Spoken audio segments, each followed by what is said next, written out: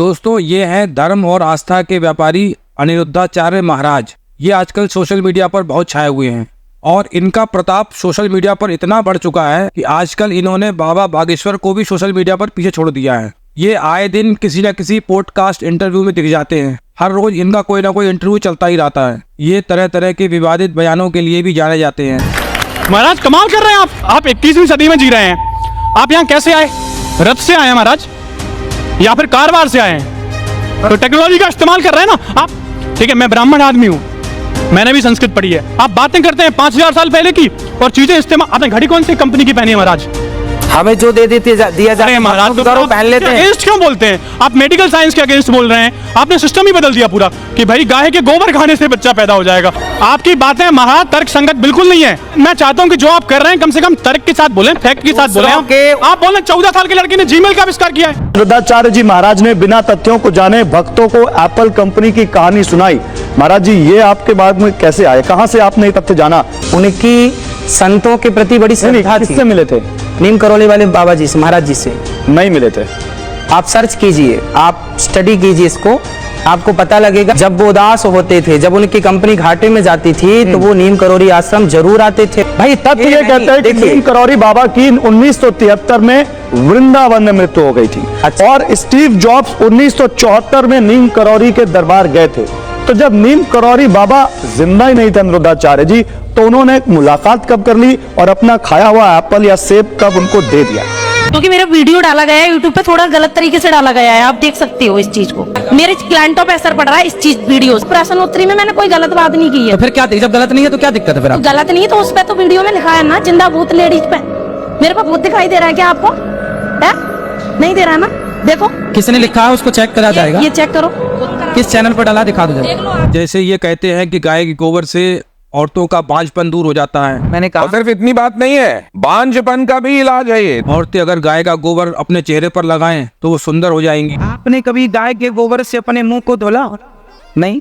इस गोबर से नहाने से चमड़ी का कोई भी रोग हो, मैं गारंटी लेता हूँ, चमड़ी संबंधी कोई भी रोग हो, गोबर से स्नान करेंगे तो आपका चमड़ी का रोग समाप्त हो जाएगा। आपने शुरुआत करी हमने गोबर के साथ में कि उससे सुंदर होते हैं, तो क्या आप शैम्पू और साबुन का उपयोग नहीं करते हैं? इस तरह के बहुत सारे दावे ये कर चुके हैं। बीते कुछ दिनों पहले ये एक टीवी न्यूज चैनल पर गए थे, जहां एंकर ने इनको इतना जलील किया, इनके सामने गोबर लाके रख दिया। तो आप तो इसके जानकार हैं, विशेषज्ञ हैं, आप तो देखकर बता देंगे कि किसका है। नहीं, ये सब देख के बताने की चीजें नहीं है। ऐसी गाय का गोबर ही शुद्ध है। लेकिन ऐसे देखकर पता नहीं चलता। आपने कहा गोबर का इस्तेमाल करो, हाँ, वो इसका इस्तेमाल क्या सौंदर्य प्रसाधन में कर सकता है? ये बाबा औरतों को उनके कपड़े से भी जज करते हैं। ये बताते हैं कि कौन सी औरत मर्यादित है और कौन सी मर्यादित नहीं है, कौन सी किस ग्रेड की औरत है, उसका मीटर इनके पास है। ये नाप के तुरंत बता देते हैं कि कौन सी औरत किस ग्रेड की है। एक बयान में कहा कि मर्यादित कपड़े पहनने हैं, तो ये मर्यादित कपड़े क्या होते हैं? पहले तो आप ये बता दीजिए। ये साक्षी ने मर्यादित कपड़े पहने कि नहीं पहने? आप पहले बताइए, ये मर्यादित है कि मैं मर्यादित? ये मर्यादित है। तो ये मर्यादित नहीं है, तो फिर तो मैं आपके किसी पैमाने में सेट ही नहीं बैठती हूँ, ना मैंने मर्यादित कपड़े पहने। आप अपनी भाषा का मर्यादा रखें। आप अपनी भाषा का मर्यादा रखें। अब जैसे इन्होंने ये मेरे पे बोला तो मैं भी कुछ बोलना चाहती हूँ, उसका जवाब इनसे लेगी कि कई बाबाओं के धोखाधड़ी के अंदाज भी है कुछ निराले। कोई धर्म के नाम पे ठगे तो कोई क्रिमिनल चार्जेस में फंसे, कोई रेप में पेरोल पाए तो किसी को अननेचुरल सेक्सी भाए। अब इस पे क्या बोलना चाहेंगे? आप जनता फॉलो करती है आपको, तो भगवान ना करे कुछ और निकल आए तो उस पर क्या कहेंगे? लेकिन दोस्तों आजकल अनिरुद्धाचार्य महाराज जी अपने विवादित बयानों की वजह से नहीं बल्कि बिग बॉस को लेकर चर्चा में हैं। कुछ दिन पहले इनके कुछ वीडियो वायरल हो रहे थे, जहां पर इन्होंने बताया कि इनको बिग बॉस से इनविटेशन आया है। बिग बॉस में मुझे बुलाया जी, आप आइए, करोड़ों रुपए का ऑफर है, लेकिन मैंने उसे ठुकरा दिया। मैंने स्वीकार नहीं किया क्योंकि वह मेरे संस्कृति और संस्कारों से मैच नहीं कर रहा। और इन्होंने जाने से साफ मना कर दिया है। फिर फोन आया, अच्छा बोले, अच्छा पहले बोले कि 3 महीने के लिए आओ। हमने कहा 3 महीने के लिए तो नहीं आएंगे। बोले फिर 20 दिन के लिए आओ। हमने कहा 20 दिन के लिए भी नहीं आएंगे। बोले अच्छा 2 दिन के लिए आ जाओ। करोड़ों रुपए के ऑफर इनको मिल रहे थे, लेकिन इन्होंने ठुकरा दिया। और फिर ये पहुंच गए बिग बॉस में अपने भक्तों को आशीर्वाद देने के लिए। और बिग बॉस में जाने का ऑफर इन महाराज जी ने इसलिए ठुकरा दिया क्योंकि वो इनके मुताबिक जानवरों का शो है, वहाँ जानवर जाते हैं। और दूसरी बात, बिग बॉस के शो इनके संस्कार और संस्कृति के विरुद्ध है। बिग बॉस में मुझे बुलाया जी, आप आइए, करोड़ों रुपए का ऑफर है, लेकिन मैंने उसे ठुकरा दिया, मैंने स्वीकार नहीं किया, क्योंकि वह मेरे संस्कृति और संस्कारों से मैच नहीं कर रहा। इसलिए ये वहां पर नहीं जा रहे। लेकिन ये क्या हुआ महाराज जी, आप तो पहुंच गए बिग बॉस में। पैसों का चक्कर, पैसा जो ना कराए, पैसों के चक्कर में महाराज जी को भी इनके संस्कार और संस्कृति से समझौता करना पड़ गया। खैर, बिग बॉस में जाने के बाद ये महाराज अपने भक्तगणों द्वारा सोशल मीडिया पर बहुत ट्रोल हुए और कई धर्मगुरु साधु संतों ने भी इनकी आलोचना की। धर्म से खुद को सनातनी बताने वाले और बतौर कथावाचक अनिरुद्धाचार्य महाराज, लेकिन यही अनिरुद्धाचार्य पहले तो बिग बॉस में जाने से मना करते हैं, लेकिन जैसे ही मौका मिलता है तो बिग बॉस के मंच पर ही हमें नजर आते हैं सलमान खान के साथ। हमारे साथ मौजूद है अयोध्या से रामलला सरकार। सच बात तो यही है कि सनातन धर्म को मानने वाला व्यक्ति, सनातन धर्म को लेकर चलने वाला व्यक्ति अगर अपने संकल्प से हट जाए, अपने संकल्प से डिग जाए, वह सनातनी नहीं हो सकता है। और बात आई अनिरुद्धाचार्य की। अनिरुद्धाचार्य जी बोले थे कि कुत्तों की रेस में सिंह नहीं जाया करता है जी। तो अब तो एक कुत्तों के रेस में ही पहुंच गए। वाणी उन्हीं की थी, शब्द उन्हीं के थे। अभी तो मैं उसी शब्द को दोहरा रहा हूं, मेरे शब्द नहीं है, उनके शब्द हैं। आप सुन सकते हैं वो क्या बोले थे।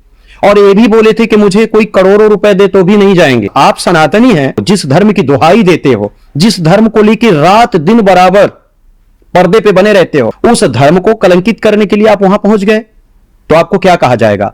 मेरे शब्दों से अगर देखा जाए, मेरे शब्दों को लेके देखा जाए, तो मैं तो जयचंद कहूंगा, सनातन धर्म का विरोधी कहूंगा। बस फिर क्या था, अब इन महाराज को लगा कि उनके इस काम से इनके भक्तगण नाराज हो जाएंगे, तो ये महाराज आगे सोशल मीडिया पर और मांग ली माफी। यदि मेरे उस बिग बॉस में जाने से किसी सनातनी का दिल दुखा है, तो ये बेटा, आपका भाई, आपका दास, हम सारे सनातनियों से क्षमा प्रार्थी हैं। आप जरूर क्षमा कीजिएगा। खैर, ये तो इन महाराज और इनके भक्तों के बीच का मामला है, अब वो इन्हें माफ करें या ना करें। लेकिन सोचने वाली बात यह है कि जब इनको बिग बॉस में जाना था तो इन्होंने सोशल मीडिया पर मना क्यों किया? इन्होंने ऐसी ऐसी बातें क्यों बोली कि वो हमारी संस्कृति और सनातन धर्म के खिलाफ है, हम वहाँ नहीं जाएंगे, कितना भी पैसा ऑफर करे तो हम वहाँ नहीं जाएंगे। क्या उस समय पैसों का लेन देन तय नहीं हुआ था, या कुछ पैसों का मोल भाव चल रहा था, इसलिए ये सोशल मीडिया पर आकर ना बोल रहे थे? अब ये तो महाराज जी जाने और शो के प्रोड्यूसर जाने। वैसे भक्तजनों, आप लोग एक बात अच्छे से समझ लो कि बिग बॉस वाले अपना शो चमकाने के लिए आपके महाराज का इस्तेमाल कर रहे हैं और महाराज जी भी अपना इस्तेमाल होने दे रहे हैं। कि बिग बॉस वालों ने आपको उनके अगले सीजन में इनवाइट करा और आपने मना कर दिया। तो मैं जानना चाहता हूँ कारण क्या है, क्योंकि बिग बॉस तो बहुत पॉपुलर शो है। वो तो ऑलरेडी उनको बुलाता है जो पॉपुलर है, वो हमें क्या पॉपुलर करेगा? हम जाएंगे तो वो पॉपुलर हो जाएगा, इसलिए तो बुला रहा है। बिग बॉस सलमान खान का शो है और सलमान खान एक मुसलमान है और बाबा जी एक मुसलमान का शो चमकाने के लिए पहुंच गए बिग बॉस में। कर लिया अपनी संस्कृति और अपने संस्कारों से समझौता, कर लिया अपने सनातन धर्म से समझौता। लेकिन आप भक्तजनों को कई सोशल मीडिया के माध्यम से मुसलमानों के प्रति नफरत करना सिखाया जाता है। अरे भक्तजनों, अपने महाराज जी से ही कुछ सीख लो, नफरत में क्या रखा है, और पैसे से बड़ी कोई चीज नहीं है। इस वीडियो में इतना ही। नमस्कार।